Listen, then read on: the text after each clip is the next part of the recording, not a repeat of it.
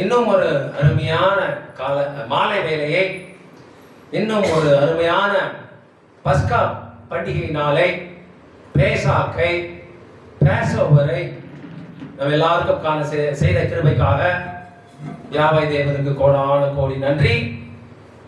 இந்த அருமையான மாலை வேளையிலே, இந்த அருமையான பஸ்கா பண்டிகை நாளிலே சகோதர சகோதரிகள், வாலிப பிள்ளைகள் எல்லாரையும் காண்பதற்கு மிக்க மகிழ்ச்சியாக இருக்கிறது. யாவை தேவன் மகிமைப்படுவாராக. இந்த பரிசுத்த நாளிலே, ஆசீர்வதிக்கப்பட்ட நாளிலே மன மகிழ்ச்சியாக இருந்து தேவனை மகிமைப்படுத்துகிற நாளிலே எல்லோரையும், சகோதர சகோதரிகள், வாலிப பிள்ளைகள் எல்லோரையும் பஸ்கா பண்டிகையின் வாழ்த்துக்கள் கூறி இந்த பரிசுத்த சபை கூடுதலை வரவேற்கிறேன். ஹல்லேலூயா. நல்லா இருக்கீங்களா எல்லாரும்? யாவை தேவனுக்கு கோடான கோடி நன்றி. ஹல்லேலூயா.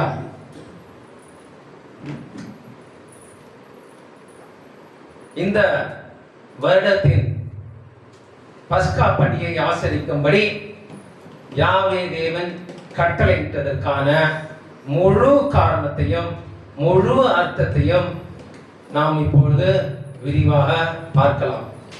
ஏனென்றால் நாம் எதை செய்தாலும் அதற்கு முழு காரணம் இருக்கணும், முழு அர்த்தமும் இருக்கணும். ஹல்லேலூயா. அது தேவனுடைய வார்த்தையின்படியே இருக்கணும். ஹல்லேலூயா.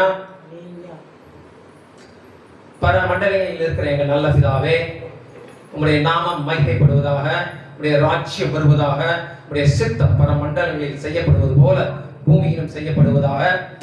இதோ இந்த அருமையான பஸ்கா பண்டிகைக்காக கோடான கோடி நன்றி.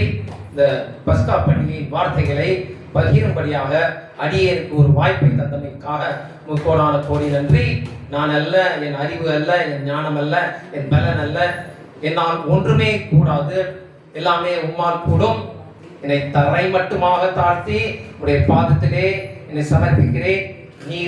நீர் மாத்திரமே என் சிந்தனை, சொற்கள், செயல்கள், பார்வைகள், நடத்தைகள் யாவையும் ஆட்கொண்டு ஆளுகை செய்து என்னை மேலும் பரிசுத்தப்படுத்துவீராக. என்னை ஒரு கருவியாக எடுத்து முற்றிலுமாக பயன்படுத்துவீராக. என்னுடைய பலவீனத்தில் உடைய பலன் பரிபூர்ணமாகட்டும். உடைய வார்த்தையை கேட்கிறவர்கள் மனதிலும் இருதயத்திலும் நன்றாக பதிந்து அவைகள் 30 மடங்காகவும் 60 மடங்காகவும் 100 மடங்காகவும் கிரியை செய்யும்படியாக எச்சமான யெஷுவா அமைச்சரின் நாமத்தாலே வேண்டிக் கொள்கிறேன் என் அன்புள்ள நல்ல பிதாவே. ஆமென். ஹல்லேலூயா. சரி, யெஷுவா அமைச்சா மரித்த நாளை எந்த மாதத்தில், எந்த தேதியில், எந்த நேரத்தில், எந்த முறையில் ஆசரிக்க வேண்டும் அல்லது கடைபிடிக்க வேண்டும்? கிரகோரியன் கேலண்டர் படி, கிரகோரியன் கேலண்டர்னா இது இங்கிலீஷ் கேலண்டர், எல்லா வீட்லையும் இருக்குல்ல அந்த இங்கிலீஷ் கேலண்டர், அது கிரகோரியன் கேலண்டர் ஆக்சுவலா இருக்கு. மனுஷர்கள் கிரகோரியன் கேலண்டர் படி மனுஷர்கள் குறித்த மாதத்தின் படியையும், தேதியின் படியையும், நேரத்தின் படியையும், சம்பிரதாயங்கள் படியையும் யெஷுவா அமைஷியா மரித்த நாளை புனித வெள்ளி என்றும் குட் ஃப்ரைடே என்றும் கடைபிடிப்பது சரியா? மனுஷர் கிரகோரியன் கேலண்டர் பார்த்து மனுஷர் குறித்த நாள் போன மாசமே முடிஞ்சு போச்சு. போன மாசம் 29ஆம் தேதி நினைக்கிறேன் எல்லாரும் புனித வெள்ளி குட் ஃப்ரைடே என்று ஆசரித்தார்கள். அது சரியா? அல்லது யாவே தேவனின் காலண்டர் படி, யாவே தேவனோட காலண்டர் எங்க இருக்குது? வேதத்துல இருக்குது. ஆதியாகமம் 1:14 அல்லேலூயா வாசிக்கலாம். பின்பு தேவன் பகலுக்கும் இரவுக்கும் வித்தியாசம் உண்டாகத்தக்கதாக வானம் என்கிற ஆகாய விரிவிலே சுடர்கள் உண்டாக கடவது, அவைகள் அடையாளங்களுக்காகவும் காலங்களையும் நாட்களையும் வருஷங்களையும் குறிக்கிறதற்காகவும் இருக்க கடவுது என்றார். அல்லேலூயா. வான மேகங்களை சுடர்களை வச்சிருக்கிறாங்க.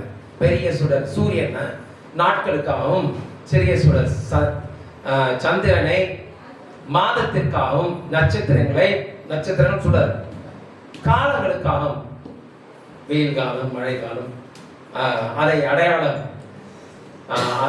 காண்பதற்காக இந்த சுடர்களை வானத்தில் வைத்திருக்கிறார் தேவன். இதுதான் தேவனுடைய கேலண்டர். ஸோ யாவை தேவனின் கேலண்டர் படி வேதத்தில் குறிக்கப்பட்ட மாதத்தின் படியையும், தேதியின் படியையும், நேரத்தின் படியையும், வழிமுறையின் படியையும், யெஷுவா ஹமஷியா மரித்த நாளை நினைவு கூறும்படி பஸ்கா பண்டிகை என்று ஆசரிப்பது சரியா? புனித வெள்ளி, குட் ஃப்ரைடே என்று வேதத்தில் எங்கும் எழுதப்படவில்லை என்றாலும் இயேசு கிறிஸ்து வெள்ளிக்கிழமைதான் மரித்தார் என்று போதிக்கப்பட்டு இந்த நாளை புனித வெள்ளி என்றும், குட் ஃப்ரைடே என்றும், இயேசு கிறிஸ்து ஞாயிற்றுக்கிழமைதான் உயிர்த்தெழுந்தார் என்று இந்த நாளை ஈஸ்டர் என்றும் இந்த கிறிஸ்தவ உலகம் கடைபிடித்து வருகிறது. ஆனால் வேதம் என்ன சொல்கிறது? வாசிக்கலாம். மத்தேயு 12:40. யோனா இரவும் பகலும் 3 நாள் ஒரு பெரிய மீனின் வயிற்றில் இருந்தது போல மனுஷகுமாரனும், இயேசு கிறிஸ்துவும் யெஷுவா ஹமஷியாவும் இரவும் பகலும் 3 நாள் பூமியின் இருதயத்தில் இருப்பார். எத்தனை நாள் இருப்பார்? 3 இரவும் 3 பகலும் இருப்பார். அல்லேலூயா. மார்க் 8:31. அல்லாமலும் மனுஷகுமாரன் பல பாடுகள் பட்டு மூப்பராலும் பிரதான ஆசாரியராலும் வேதபாரகராலும் ஆகாதவன் என்று தள்ளப்பட்டு கொல்லப்பட்டு 3 நாளைக்கு பின்பு, எத்தனை நாளைக்கு பின்பு?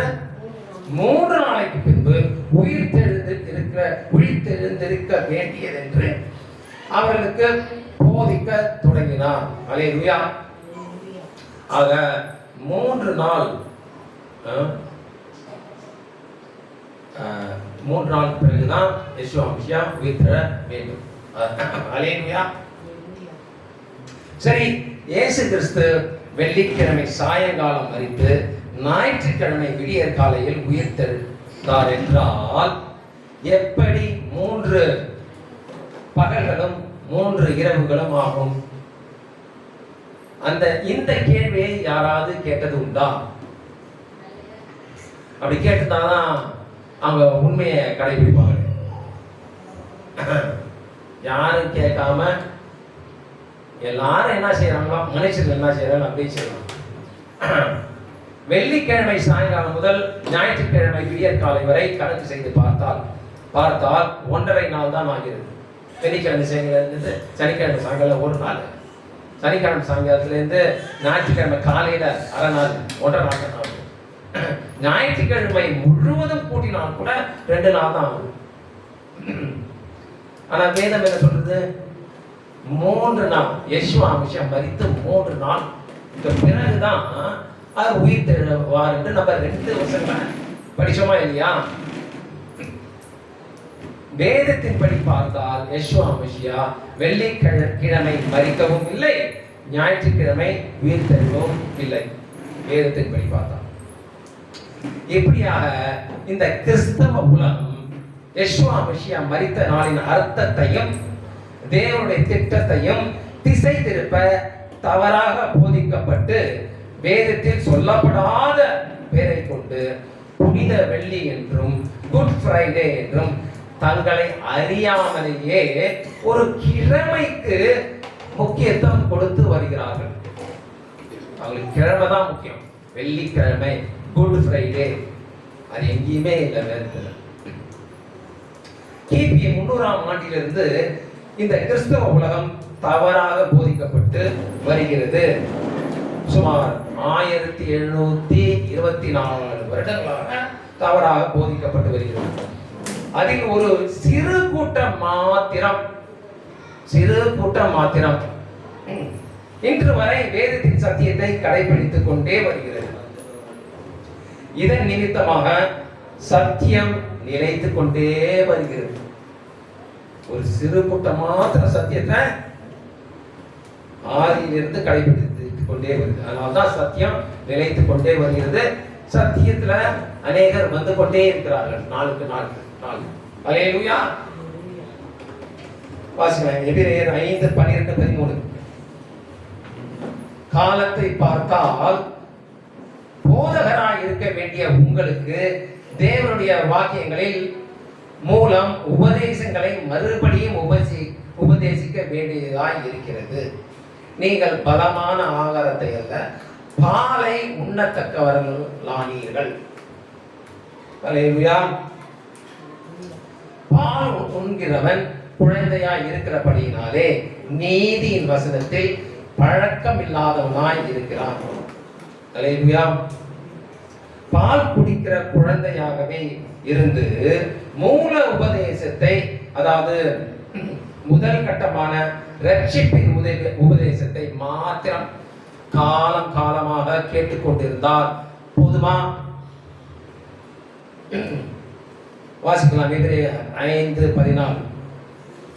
பலமான ஆகாரமானது நன்மை தீமை இன்னதென்று பயிற்சினால் பகுத்தறியத்தக்கதாக முயற்சி செய்யும் ஞானேந்திரியங்களையுடையவர்களாகிய பூரண வயதுள்ளவர்களுக்கு தகும்.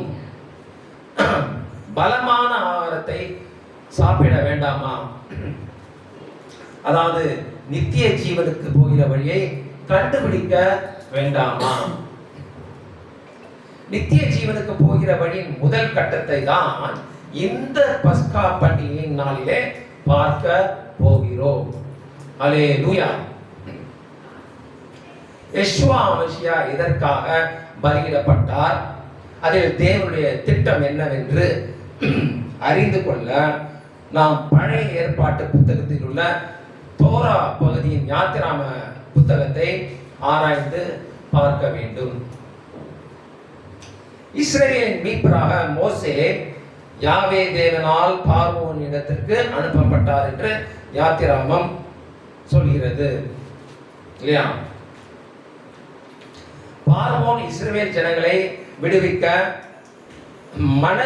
மனதில்லாமலே போனதால் யாவே தேவன் எகிப்தின் கடவுள்களின் இலக்கத்திற்கு தக்கதாக, எகிப்தோட கடவுளுக்கு எத்தனை கடவுள் இருந்தாங்க? 10 கடவுள் இருந்தாங்க. அந்த ஒவ்வொரு கடவுளுக்கும் இலக்கத்துக்கு தக்கதாக எகிப்தியர் மேலும்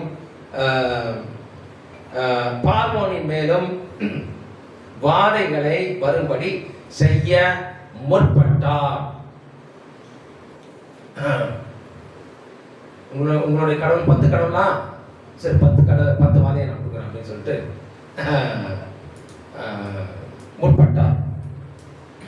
யாவே தேவன் எகிப்தின் மீது 9 வாதைகளை அனுப்பியும் பார்வோனின் இருதயம் கடினத்தால் இஸ்ரவேல் ஜனங்களை அவன் விடுவிக்கவில்லை. 9 வாதை கொடுத்தும் பார்வோன் இருதயத்தின் கடினத்தால் இஸ்ரவேலை அவன் விடுவிக்கவில்லை. ஆகையால் யாவே தேவன் எகிப்தின் மீது கடைசியாக 10வதாக வாதையை வரப்பண்ண முற்பட்டார். அது என்ன வாதை? இந்த 10வதாக இந்த வாதையை வரப்பண்ண முற்பட்டார் என்ற வசனம் யாத்திராம் 11:1 இருக்கும். வாசிக்கலாம் நீங்க வீட்டில் கூட. சிங்காசனத்தின் மேல் வீட்டில் இருக்கும் பார்வோனுடைய தலைப்பிள்ளை முதல் எகிப்தியர்களின் முதல் பேர் அனைத்தும் மற்றும் மிருக ஜீவன்களின் தலையீட்டு அனைத்தும் சாகும் வாதை. அதான் 10வது வாதை. அனுப்ப யாவே தேவன் முற்பட்டார்.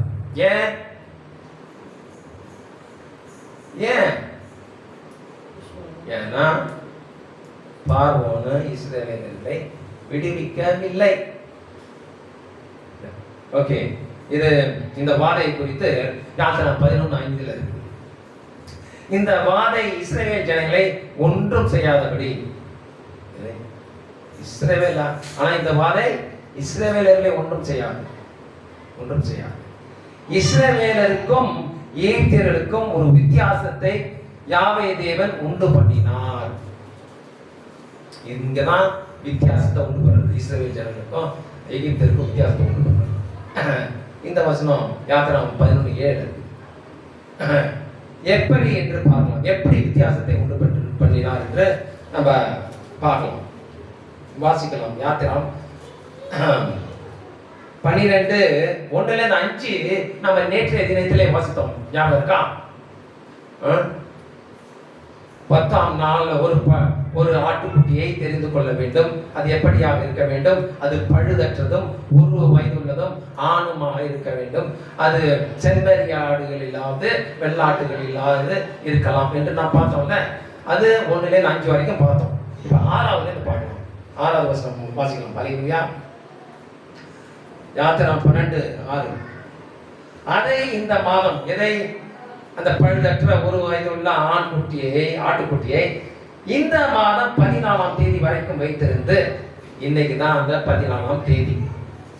யாவே தேவனின் காலண்டர் படி இன்னைக்கு தான் முதல் மாதம் 14ஆம் தேதி அந்தி நேரம். இதான் அந்தி நேரம். இன்னைக்கு தான் அதுக்கு முன்னாடியா? கரெக்ட். 4000 வருஷத்துக்கு முன்னாடி, 4000 வருஷத்துக்கு முன்னாடி நடந்தது. இந்த மாதம் 14ஆம் தேதி வரைக்கும் வைத்திருந்து இஸ்ரவேல் சபையின் ஒவ்வொரு கூட்டத்தாரும் சாயங்காலத்தில் அதை அடித்து அதன் ரத்தத்தில் கொஞ்சம் எடுத்து தாங்கள் அதை புசிக்கும் வீட்டு வாசல் நிலைக்கால்கள் 2லும் நிலையின் மேல் சட்டத்திலும் தெளித்து அன்று ராத்திரியிலே அதன் மாம்சத்தை நெருப்பினால் சுட்டு புளிப்பில்லா அப்பத்தோடும் கசப்பான கீரையோடும் அதை புசிக்க கடவீர்கள். அல்லேலூயா.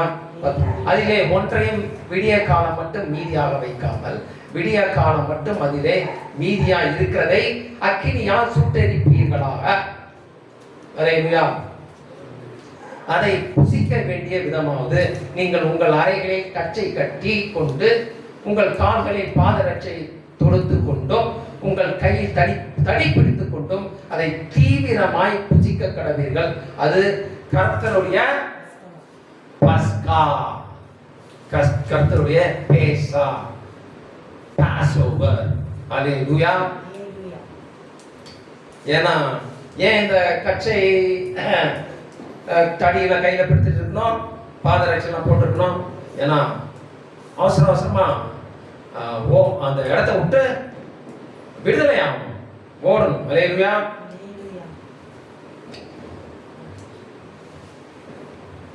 அந்த ராத்திரியிலே நான் எகிப்து தேசம் எங்கும் கடந்து போய் எகிப்து தேசத்துள்ள மனிதர் முதல் மிருக ஜீவன்கள் மட்டும் முதற் பேராயிருக்கிறவைகளை எல்லாம் அதம் பண்ணி எகிப்து தேவர்கள் மேல் நீதியை செலுத்துவேன். நான் கர்த்தர். அல்லேலூயா. நீங்கள் இருக்கும் வீடுகளில் அந்த இரத்தம் உங்களுக்காக அடையாளமா இருக்கும். அந்த இரத்தத்தை நான் கண்டு உங்களை கடந்து போவேன். பாஸ் ஓவர் பண்ணுவேன். நான் எகிப்து தேசத்தை அழிக்கும் போது அழிக்கும் வாதை உங்களுக்குள்ளே வராதிருக்கும். இதுதான் இஸ்ரவேலுக்கும் எகிப்திற்கும் உள்ள வித்தியாசம். அல்லேலூயா. அதுக்குதான் இந்த வித்தியாசத்தை எகிப்து தேசம் இஸ்ரவேலர்கள் மட்டும்தான் அறிந்திருந்தார்கள். இஸ்ரவேல் தேசத்தாருக்கு மட்டும்தான் இந்த முறை சொல்லப்பட்டது, இந்த பாதுகாப்பு முறை சொல்லப்பட்டது. பழுதற்ற ஆட்டுக்குட்டி ரத்தத்தை வீட்டு வாசல் நிலைக்காலில் தெளிக்க யாவே கட்டளையிட்டார். சங்காரக்காரன் அதை பார்க்கும்போது அதை கடந்து செல்வான். இதுதான் இஸ்ரவேலுக்கும் எகிப்திற்கும் உள்ள வித்தியாசம். இன்றும் நாம் தேவனுக்கு பயந்து அவர் வார்த்தைக்கு நடுக்கிறவர்களா இருந்தா நமக்கும் அதே வித்தியாசத்தை காப்பாரு. அல்லேலூயா. உலகத்துக்கு வரும் வாதை நம்மளை அணுகாது. அல்லேலூயா. இஸ்ரவேல் ஜனங்கள் யாவே தேவன் கட்டளையிட்டபடியே செய்தார்கள். வாசிக்கலாம். யாத்திராகமம் 12:28-29. இன்னொரு வசனம், சாரி, முக்கியமான வசனம், இன்னொரு வசனம்.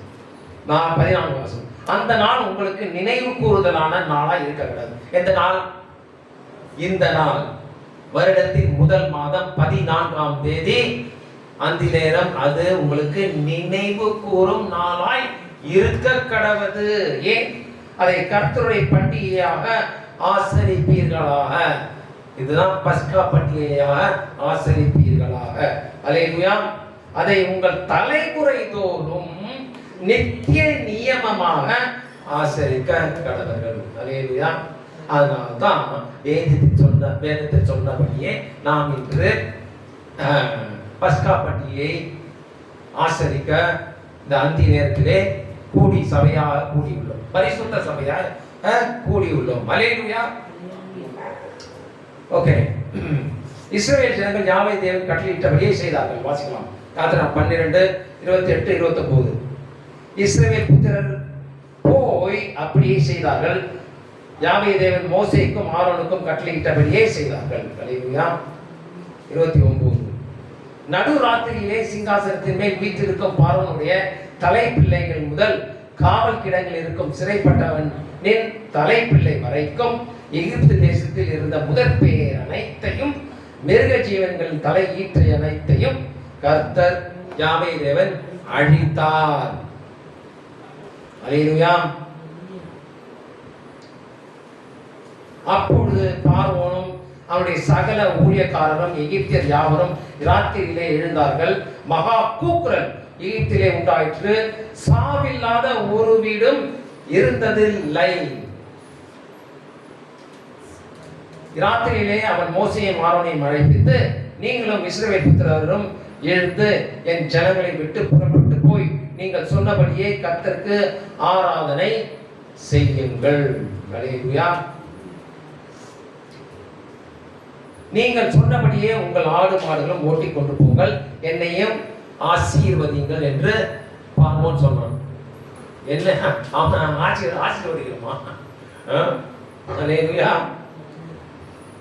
இப்படியாக யாவே தேவன் இஸ்ரவேல் ஜனங்களை ஒரு பழுதற்ற ஆட்டுக்குட்டியை 1ஆம் மாதம் 14ஆம் நாளிலே பலியிட செய்து அதன் இரத்தத்தை தங்களின் வீட்டு வாசல்களில் நிலைக்கால்களில் தெளிக்க செய்து சங்காரக்காரன் இந்த அடையாளம் இருக்கும் இஸ்ரவேல் ஜனங்களின் வீட்டில் ஒரு சேதமும் இல்லாதபடி கடந்து போக மட்டும் செய்யாமல் இஸ்ரவேல் ஜனங்களை எகிப்தியரின் அடிமைத்தனத்தில் இருந்தும் விடுவித்து இஸ்ரவேலருக்கும் எகிப்தியருக்கும் ஒரு வித்தியாசத்தை இந்த நாளிலே யாவே தேவன் காண செய்தார். அல்லேலூயா. அல்லேலூயா. 2 காரியம். ஒன்று, இஸ்ரவேல் ஜனங்கள்ல யாருமே சேதமடையவில்லை, சாகவில்லை. 2, இஸ்ரவேல் ஜனங்கள் 430 வருட அடிமைத்தனத்திலிருந்து விடுவிக்கப்பட்டார்கள். 2 காரியம். அல்லேலூயா. அன்று ராத்திரி நடந்தது. அல்லேலூயா.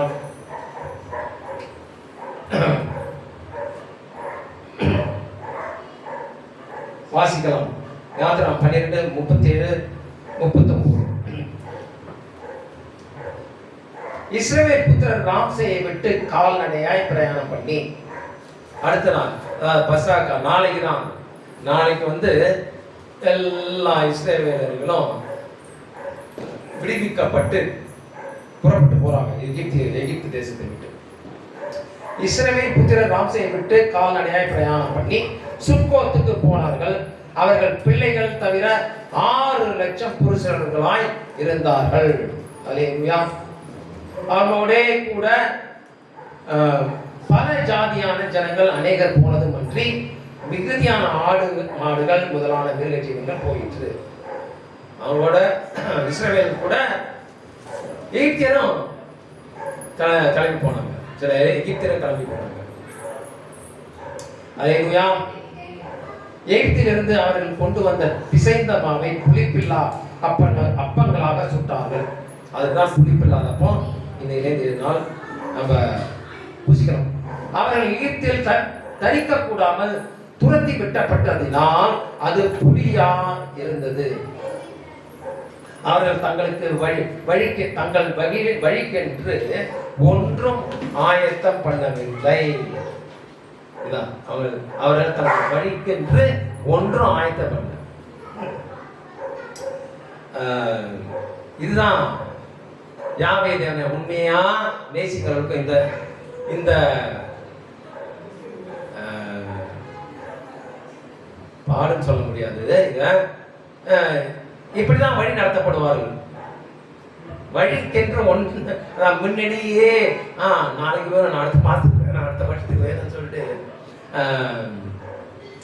உண்மையா தேவனை வழிபடுறவங்களுக்கு அது இருக்காது. அனுதினமும் யேசுவா மசியை விசுவாசித்து அவர் போஷிப்பார், அவர் எல்லாத்தையும் சந்திப்பார் என்று அந்த விசுவாசத்திலே போகணும்.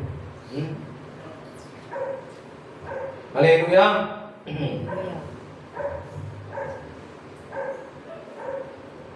எகிப்திலிருந்து விடுபட்ட இந்த நாளை ஒரு நிரந்தர நிறைவு கூறுதலாக ஆண்டுதோறும் பஸ்காவை கடைபிடிக்க வேண்டும் என்று யாவே தேவன் மேலும் கட்டளையிட்டார். பழைய ஏற்பாட்டில் மாத்திரம் பஸ்காவை குறித்து 46 வசனங்கள் உள்ளது. ஒரு சில வசனங்களை நாம் பார்க்கலாம். எத்தனை வசனம் இருக்குது? பஸ்காவை குறித்து 46 வசனங்கள் இருக்குது. ஒரு சில வசனங்களை நாம் பார்ப்போம். லேவியராம் 23:4-5 சபை கூடி வந்து பரிசுத்தமாய் ஆசரிக்கும்படி நீங்கள் குறித்த காலத்தை கூற வேண்டிய கர்த்தர் யாவே தேவனின் பண்டிகைகளாவன. 1ஆம் மாதம் 14ஆம் தேதி அந்தி நேரமாகிற வேளையிலே கர்த்தரின் பஸ்கா பண்டிகை. என்ன 9:5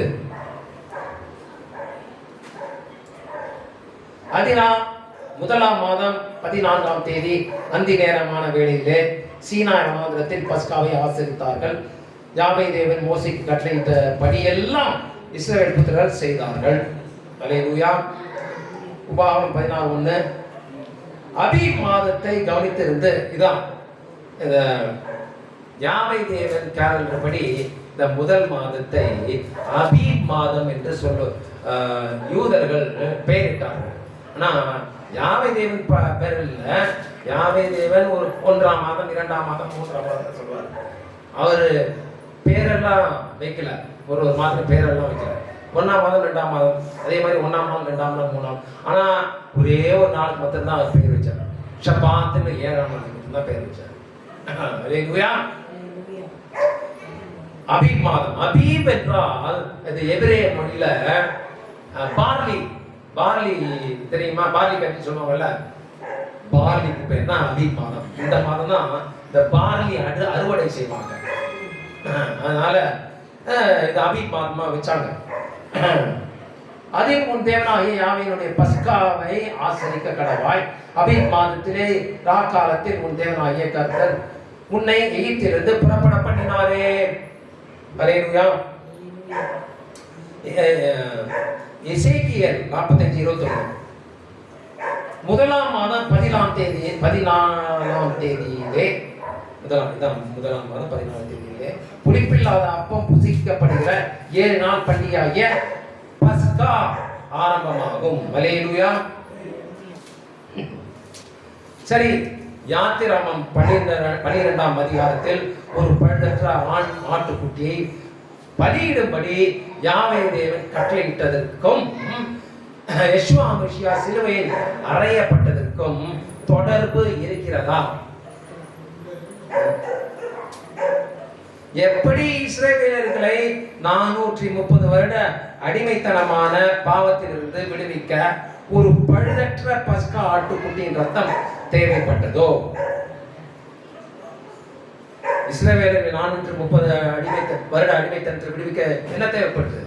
பழுதற்ற பஸ்கா ஆட்டுக்குட்டியின் ரத்தம் தேவைப்பட்டதா இல்லையா? அதை பார்த்து தானே சங்காரக்காரன் பாஸ் ஓவர் பண்ணாரு. அதே போல இந்த உலகத்தையே பாவத்திலிருந்து ரட்சிக்க யெஷுவா மசியா பஸ்கா ஆடாக தம்முடைய பரிசுத்த பழுதற்ற ரத்தத்தை யாவே தேவன் காலண்டர் படி இதே முதல் மாதம் 14ஆம் நாளிலே அந்தி நேரத்தில் சுமார் 2024 ஆண்டுகளுக்கு முன்பாக சிலுவையில் சிந்தினார். அல்லேலூயா. வா, யாவே தேவன் ஒரு கட்டளை இட்டார்னா அதுக்கு முழு அர்த்தம், முழு காரணம் இருக்கும். வாசிக்கலாம். மத்தேயு 26, 22, 28. 2 நாளைக்கு பின்பு பஸ்கா பண்டிகை வரும் என்று அறிவீர்கள். யார் சொல்றார்? யெஷுவா மசியா தன்னுடைய சீஷர்களை பார்த்து சொல்றார், 2 நாளைக்கு அப்புறம் பஸ்கா பண்டிகை வருகிறது என்று அறிவீர்கள். அப்பொழுது மனுஷகுமாரன் சிலுவையிலே அறையப்படுவதற்கு ஒப்பு கொடுக்கப்படுவார் என்றார். நல்லா தெரியும் அவருக்கு, இந்த பஸ்கா பண்டிகை நாளுக்கு தான் அவரு மரிக்க போறாரு, நல்லாவே தெரியும். அதுக்குதான் அவர் உறுதியா சொல்றாரு, அப்பொழுது மனுஷகுமாரன் சிலுவையிலே அறையப்படுவதற்கு ஒப்பு கொடுக்கப்படுவார். நிறைய பஸ்கா அவர் பிறந்ததுல இந்த பஸ்கா பண்டிகை கடைபிடிச்சிட்டே வந்து தான் இருக்கிறார். ஆனா அந்த பர்டிகுலர் அவருக்கு 33 வயசு ஆகும்போது அந்த பர்டிகுலர் பஸ்கா பண்டிகையில அவர் கொலை செய்யப்படுவதற்கு ஒப்பு கொடுக்கப்படுவார்னு சொல்லிட்டு அவரு நல்லாவே தெரியும். அல்லேலூயா.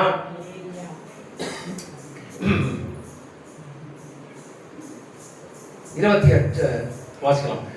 இது பாவ மன்னிப்பு உண்டாகும்படி அநேகருக்காக சிந்தப்படுகிற புதிய உடன்படிக்கைக்குரிய என்னுடைய ரத்தமாகும். இந்த வர்ஷிப்ல அந்த சாங் புதிய உடன்படிக்கை அப்படின்னு சொல்லி யெஷுவா மசியாவின் ரத்தம் ரட்சிப்பிற்கு, அதான் புதிய உடன்படிக்கை.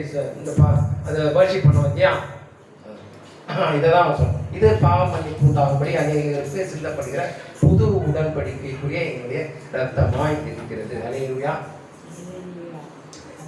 ஏன் ரத்தம் சிந்தப்பட வேண்டும் அப்படின்னு கேள்வி கேட்பாங்க இல்லையா? ஏன் அதாவது ரட்சிக்கப்படணும்னா ஏன் ரத்தம் சிந்த பண்ணும்? உதாரணத்துக்கு பிரியாங்கா அவங்களெல்லாம் கேட்கலாம், ஏன்னா அவங்களுக்கு தெரியாதுல்ல, அவங்கெல்லாம் ஏன் ரத்தம் சித்தம் பண்ணணும் பாவ மன்னிப்புக்கு அப்படின்னு கேட்கலாம். அதுக்கு வேதத்துல தெளிவான வசனம் லேவியராகமம் 17:11. மாம்சத்தின் உயிர் ரத்தத்தில் இருக்கிறது. நம்ம உயிரே எதுல இருக்குது? ரத்தத்தில் தான் இருக்குது. ரத்தம் போச்சுன்னா அதான் உயிர் போயிடுது.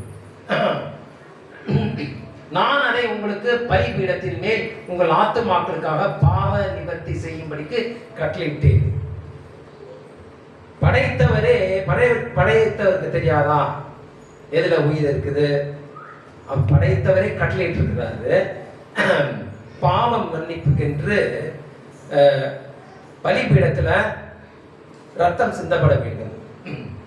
உங்கள் ஆத்துமாக்களுக்காக பாவ நிவர்த்தி செய்யும்படி கட்டளையிட்டேன். அல்லேலூயா. ஆத்மாவிற்காக பாவ நிவர்த்தி செய்கிறது ரத்தமே. இப்ப தெரியுதா ஏன் ரத்தம் சிந்தப்படணும்ட்டு? 1, ரத்தத்தில் தான் உயிர் இருக்குது. 2, யாவே தேவனே படைத்தவரே கட்டளையிட்டு இருக்கிறாரு பாவ நிவர்த்தி செய்யறதுக்கு ரத்தம் சிந்தப்பட வேண்டும் என்று யாவே தேவனே கட்டளையிட்டு இருக்கிறாரு. இன்னொரு வசனம் கூட புதிய ஏற்பாட்டில இருந்து, நியாய பிரமாணத்தின்படி கொஞ்சம் குறைய எல்லாம் ரத்தத்தினாலே சுத்திகரிக்கப்படும். நியாய பிரமாணத்தின்படி எல்லாம் ரத்தத்தினாலே சுத்திகரிக்கப்படும்.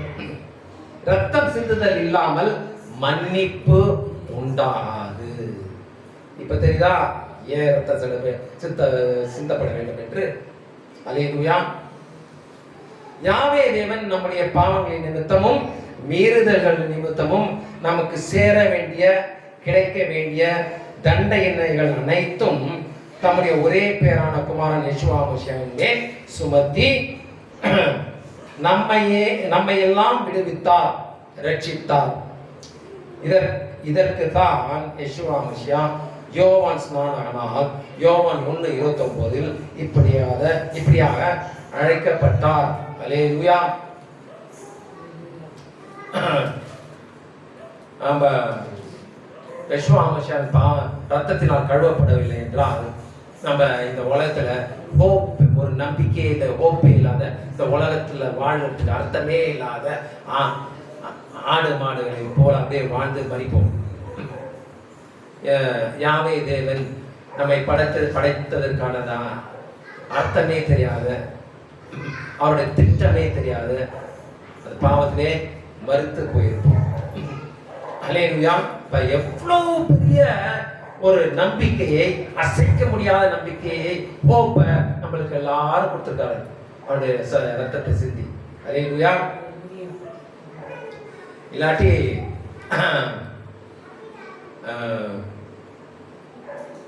நம்ம மரண தண்டனை தான். இப்ப கிருபை அந்த ரத்தத்தை சிந்தி நம்ம பாவத்தை எல்லாம், அதாவது அந்த அதை விசுவாசித்தால் நம்மளுக்கு பாவ மன்னிப்பு கிடைக்கும். அல்லேலூயா. அப்படி இல்லைன்னா நம்மளுக்கு மரண தண்டனை தான். நியாயத்தீர்ப்பின் நாளிலே நம்மளுக்கு மரண தண்டனை தான். அல்லேலூயா. ஆனா நம்மளுக்கு எவ்வளவு பெரிய ஒரு நம்பிக்கை, ஹோப் இருக்குது பாருங்க. இப்படியாக இந்த உலகில் உள்ள மக்களை பாவத்திலிருந்து ரட்சிக்கப்படுவதற்கு தேவன் தம்முடைய ஒரே பேரான குமாரன் யெஷுவா மசியாவை பஸ்கா ஆடாக பலி கொடுத்து, பஸ்கா ஆடாக பலி கொடுத்து யாவே தேவனுடைய முதலாவது திட்டமான ரட்சிப்பின் திட்டத்தை இந்த முதலாவது பண்டிகையான பஸ்கா பண்டிகையில் மூலமாக நிறைவேற்றினார்.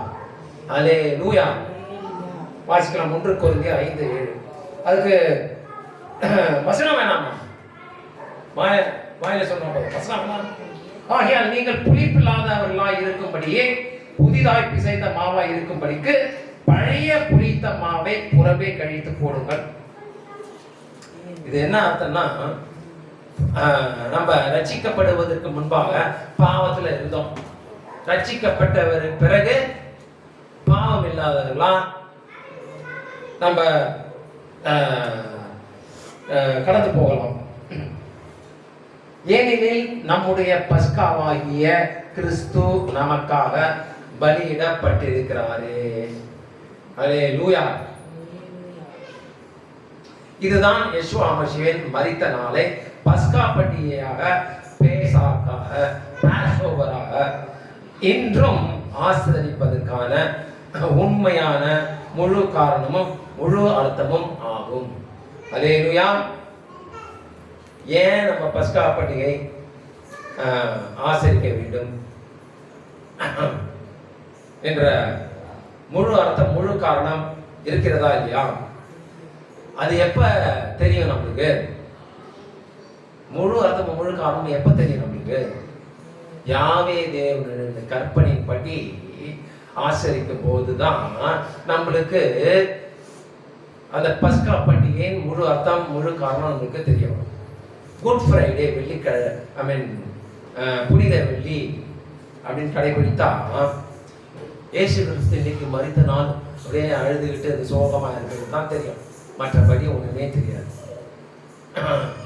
ஏன் இது எப்படி நிறைவேறிற்று? இது ரட்சிப்பின் திட்டத்தின் முதலாவது கட்டம். இதெல்லாம் தெரியவே தெரியாது. அப்போஸ்தலன் பவுல் இந்த பஸ்கா பண்டிகையை ஆசரிக்கும்படி இப்படியாக 1 கொரிந்தியர் 5:8 வலியுறுத்துகிறார். வாசிக்கலாம். 5:8. 1 கொரிந்தியர் 5:8. ஆகையால் பழைய புளித்த மாவோடே அல்ல, பழைய புளித்த மாவோடே அல்லனா பழைய பாவங்களால அல்ல, துர்க்குணம் பொல்லாப்பு என்னும் புளித்த மாவோடும் அல்ல. புளித்த மாவுனா புளித்த அந்த ஓமை எதுக்கு கொடுக்கப்படுதுன்னா பாவத்தை சித்தரிக்க. அந்த புளித்த பாவம் என்றால் புளிப்பு, புளிப்பானது பாவமானது, புளிப்பு இல்லாதது பாவம் இல்லாதது.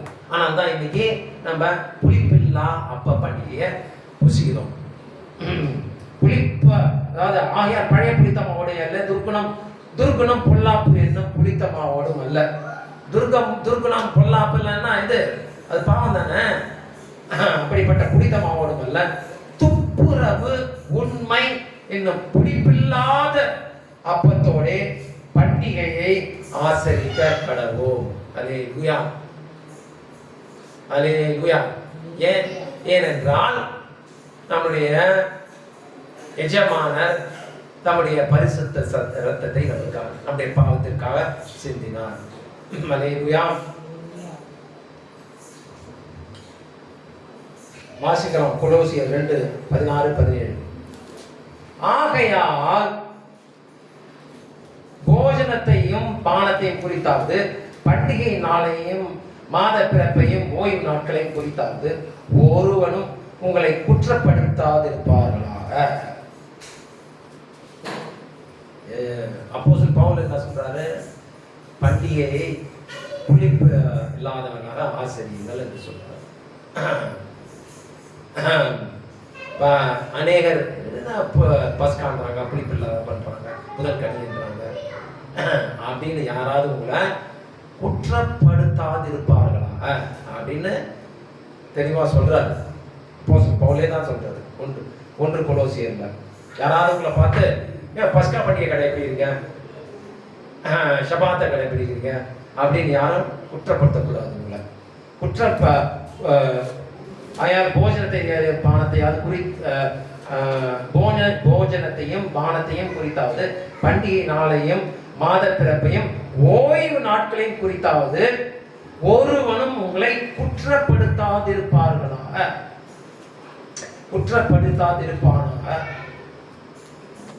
அல்லேலூயா.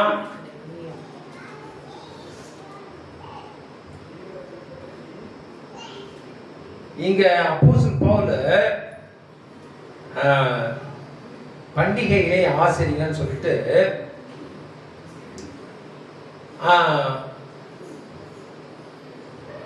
அநேக கிறிஸ்தவர்கள் என்ன பண்ணிருக்காங்கன்னா, அப்போஸ்தலன் பவுல் பண்டிகைலாம் அதாவது கற்பனையெல்லாம் கடைபிடிக்க கூடாது என்று சொல்லிட்டாரு. அப்புறம் ஏன் அவர் பண்டிகை கடைபிடிக்கணும்னு சொல்றாரு?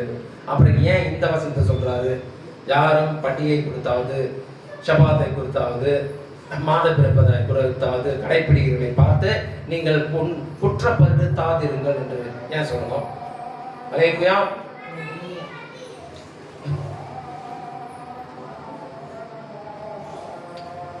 அல்லேலூயா. 16 ஓகே 17. அவைகள் வருகிற காரியங்களுக்கு நிழலாய் இருக்கிறது, அவைகளின் பொருள் கிறிஸ்துவை பற்றினது. அல்லேலூயா. யாவே தேவனின் பண்டிகை நாட்கள் எல்லாம் யாரை பற்றினது? யெஷுவா மசியாவை பற்றினது. அல்லேலூயா. யெஷுவா மசியா ரட்சிப்பை கொடுத்தார். யெஷுவா மசியா நம்மளை மீட்க வருவார். யெஷுவா மசியா தான் நம்மளுக்கு முதல் கனியாக, முதல் பலனாக உயிர் தரப்பட்டார். நாம் எல்லாம் அடுத்தடுத்த கனியாக பலனாக உயிர் தரப்படுவோம். யெஷுவா மசியா தான் நம்முடைய பரிசுத்த ஆவியை கொடுத்தாரு. யெஷுவா மசியா தான் எக்கால சத்த பண்டிகையிலே வானமேகங்களிலே வந்து நம்மளை எல்லாம் கூட்டி சேர்ப்பார். யெஷுவா மசியா தான் நம்ம பாவ மன்னிப்புக்கு பிரதான ஆசாரியராக இருப்பார். யெஷுவா மசியா தான் 1000 வருட அரசாட்சிக்கு ராஜாதி ராஜாவா இருப்பார். எல்லாம் யெஷுவா மசியாவின் கிறிஸ்துவை பற்றினதா இருக்கா. அவைகளின் பொருள் யெஷுவா மசியாவை பற்றினது. வாவ். அப்ப இந்த பண்டிகை எல்லாம் கடைபிடிக்கலன்னா யெஷுவாவை பற்றினது இல்லை, அது அவங்களோட வேற ஏதோ கடவுளை பற்றினது இல்லையா? அல்லேலூயா.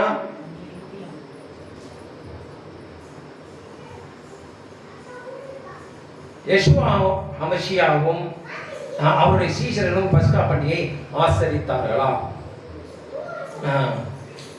புதிய உடன்படிக்கையில் பஸ்காவை குறித்து 26 வசனங்கள் உள்ளது. பழைய ஏற்பாட்டுல எத்தனை வசனம் இருக்கு சொன்ன? 46 வசனம் இருக்குது பஸ்காவை குறித்து. புதிய ஏற்பாட்டுல 26 வசனம் இருக்குது. மொத்தம் 72 வசனங்கள் பஸ்காவை குறித்து.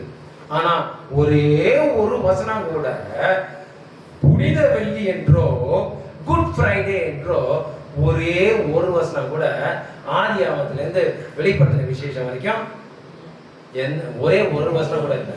ஆனா பஸ்கா வார்த்தை 72 முறை, 46 பழைய ஏற்பாடு, 26 புதிய ஏற்பாடு. ஒரு சில வசனங்களை நாம் பார்க்கலாம். அதாவது யெஷுவா மசியாவும் நம்முடைய சீஷர்களும் பஸ்காவை ஆசீர்வதித்தார்கள். அல்லேலூயா. மத்தேயு 26:2 அது நாம படிச்சோம். 2 நாளைக்கு பின்பு பஸ்கா பண்டிகை வரும் என்று அறியீர்கள். அப்பொழுது மனுஷகுமாரன் சிலுவையிலே அறையப்படுவதற்கு ஒப்புக் கொடுக்கப்படுவார் என்றார். அல்லேலூயா. 17-19 வரைக்கும். புளிப்பில்லா அப்ப பண்டிகையின் முதல் நாளிலே சீஷர்கள் இயேசுவினிடத்தில் வந்து பஸ்காவை புசிப்பதற்கு நாங்கள் எங்கே உமக்கு ஆயத்தம் பண்ண சித்தமாய் இருக்கிறீர் என்று கேட்டார்கள். என்னத்த ஆயத்தம் பண்ண? பஸ்காவை புசிப்பதற்கு நாங்கள் இங்கே உமக்கு ஆயத்தம் பண்ணுகிறோம். அல்லேலூயா. அதற்கு அவர், நீங்கள் நகரத்திலே இன்னார் இடத்திற்கு போய் என் வேலை சமீபமாய் இருக்கிறது, உன் வீட்டிலே என் சீஷர்களோட கூட பஸ்காவை ஆசரிப்பேன், புனித வெள்ளியை ஆசரிப்பேன், குட் ஃப்ரைடே ஆசரிப்பேன் இருக்குது, பஸ்காவை ஆசரிப்பேன் என்று போதகர் சொல்லுகிறார் என்று அவனுக்கு சொல்லுங்கள் என்றார். அல்லேலூயா. யெஷுவா மசியா கற்பித்தபடியே சீஷர்கள் போய் பஸ்காவை ஆயத்தம் பண்ணினார்கள். அல்லேலூயா. சோ இதன் மூலமாக யெஷுவா மசியாவும் தம்முடைய சீஷர்களும் பஸ்கா பண்டிகையை ஆசரித்தார் என்று மிக தெளிவாக உறுதியாகிறதா இல்லையா? அல்லேலூயா.